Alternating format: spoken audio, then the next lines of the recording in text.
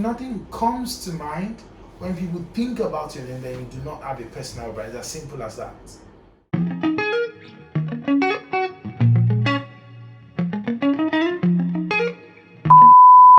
So guys, the next thing that I wish I had done as an undergraduate is I wish I had taken my personal branding a little more seriously. So I wish I had been more intentional about my personal branding and not be an anything goes kind of guy, right? So, and what is personal branding? You have a personal brand when something precise comes to mind whenever people think about you. So when people call your name, Sage, what comes to mind? Banking, finance, fintech, YouTuber. What comes to mind? So if nothing comes to mind when people think about you, then you do not have a personal brand. It's as simple as that. So today, there are some of you undergraduates, and I know a few young people that have very strong personal brand. So if you think about fashion law today, I do not know, the only thing that comes to mind is an youth. Or you think about data privacy, or you think about artificial intelligence, or you think about tax amongst young people. There are a few names that immediately come to mind when you talk about certain subject matters, right? And you see, today in the legal profession, clients are looking for subject matter experts, right? And people wouldn't just come to your firm because you're a tier 1 law firm. People will come to you because you're an expert on that subject matter. So it is very important that you start to carve a niche for yourself. Now, it's a bit tricky because you're just an undergraduate, you haven't even figured it out, you don't even know what you really like, you're not even sure if you really want to be a lawyer at the end of the day. But what you can do is to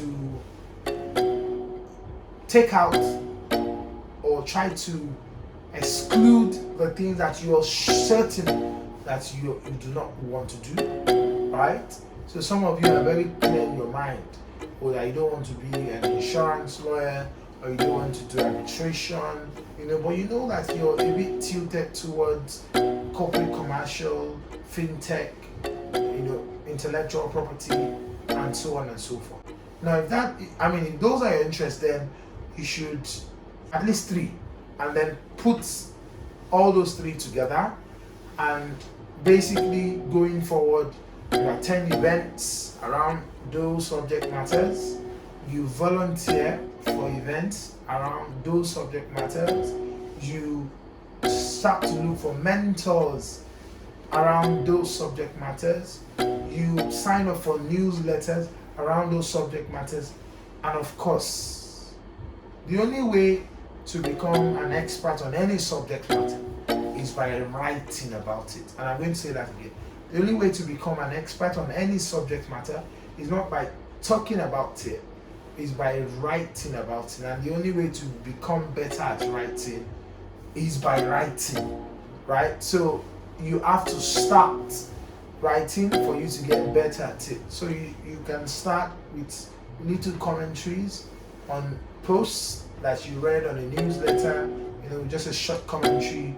That Nigeria still has a long way to go in terms of fintech regulation and this and that, and then you just post it on your LinkedIn, and people start to identify a certain subject matter, a few subject matter with your name. When people are thinking about sharing opportunities around intellectual property, artificial intelligence, then your name immediately comes to mind. So that's another advantage of having a very precise personal brand. So if I learned about an opportunity for an undergraduate in a Nigerian university for intellectual property, then your name is the name that comes to mind because I've seen you share stuff about intellectual property and I know that you have an interest in intellectual property. The next thing that I wish I did as an undergraduate is that I wish I kept an idea notepad where I documented my journey throughout the university, ideas as they came to mind, ideas about articles, ideas about books to be written, ideas about products to be launched, ideas about projects to pet projects which could have been floated either in university or beyond. So it's very important that you also find yourself that idea notepad, like a diary where you document those significant achievements, ideas, projects, articles, and so on and so forth. So, and I'd recommend that you buy something that is a bit fancy, that is very catchy, very beautiful, that you can, when you look at it, right? I mean, something that you want to carry with you. It's something, that even matches the color of any of your favorite kaftans.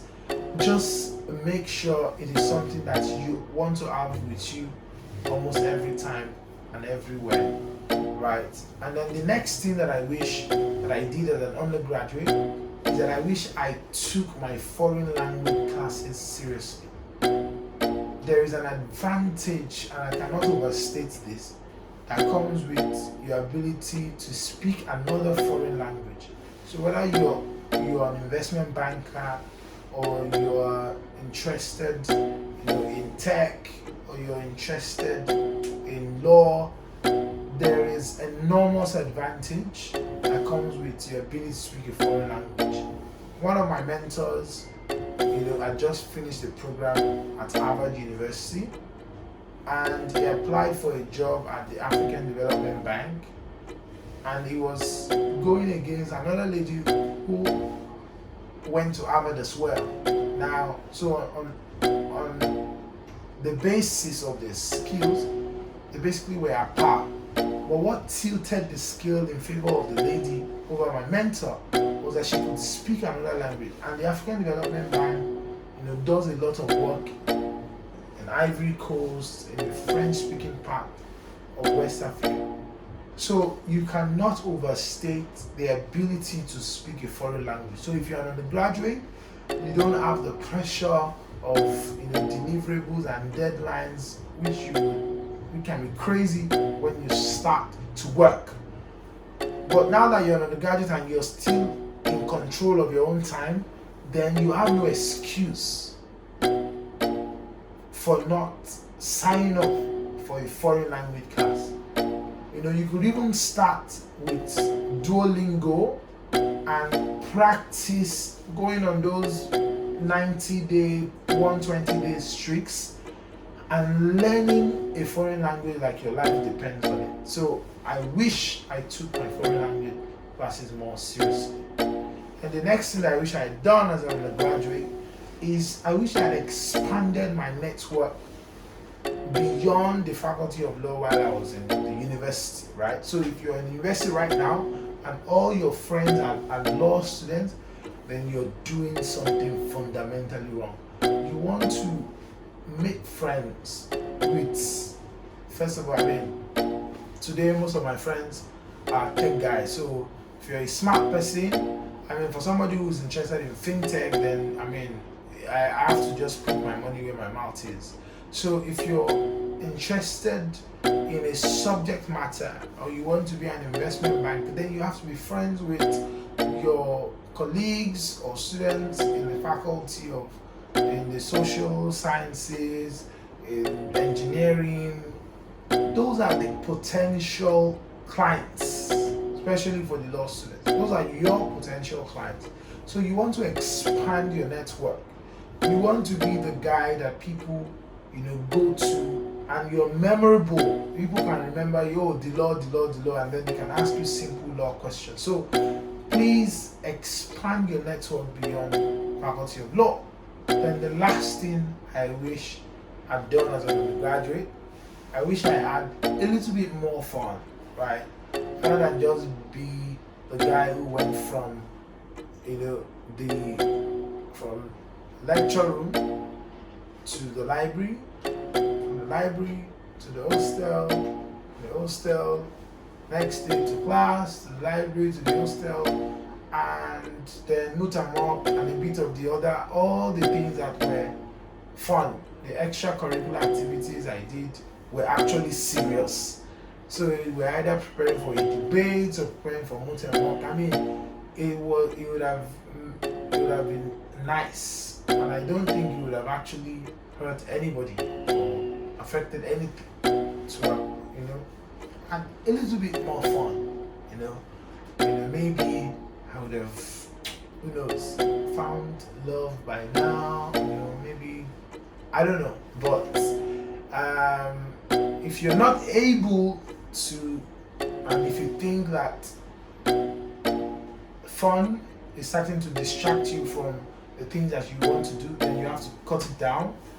Everything must be done, with moderation. So please, just be smart, manage your time. And another thing, this is just free advice. While I was in the university, while I did everything else during the day, things that were required of me as a student, I woke up much earlier than everybody just to do the extra stuff, just to write things down in my idea pad, just to think about the next project that my organization was going to execute, send out sponsorship letters to alumni, just the other extracurricular. I made sure that I did them, much earlier, and there was also that feeling that came with, being awake early. It just feels like you're ahead of like the world, like you're starting your day, and then by the time the world is awake, you will have achieved so much. So it looks like the world is catching up with you. So there is, I mean, guy, that's just me, really. Like, that was how I felt, and that's how I still feel when I wake up really early to get work done, such that by the time you're waking up to me already being productive in a day that hasn't started. So I feel like I have some advantage over the next guy. So if you should also cultivate, I think it's good habit. Try and get some sleep. And the other thing that I know is very useful, seeing that I've advised you to do all these many things, is to first of all remember that you're in school and your first status is you're a student before you're everything else. So I don't ever forget that. So I take my grades very seriously. I remember that the only reason why I can participate in the meet and mock and the debate and represent Obafemi Awolowo University is because I am a student. So I don't want to lose my status as a student. I mean, it wouldn't make any sense. And the school advises you to withdraw on what ground? Because you left everything that concerns school and you are just focusing on debating alone. I mean, that is just pure and stark foolishness. So you need to combine it, and how I did it was to do my extracurricular in the first 6 weeks of school, when almost everybody is on serious and just trying to figure things out.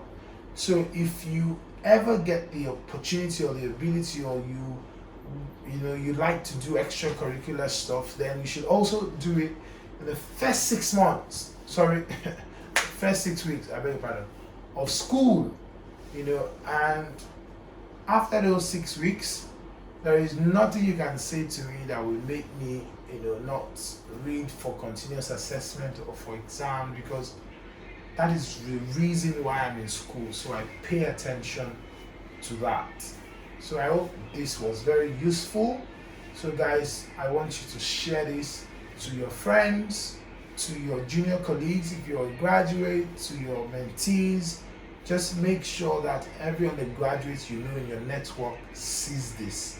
I think this is very useful advice, and I want you to pay attention and apply it to the letter. And I'm sure you're going to emerge better than I did.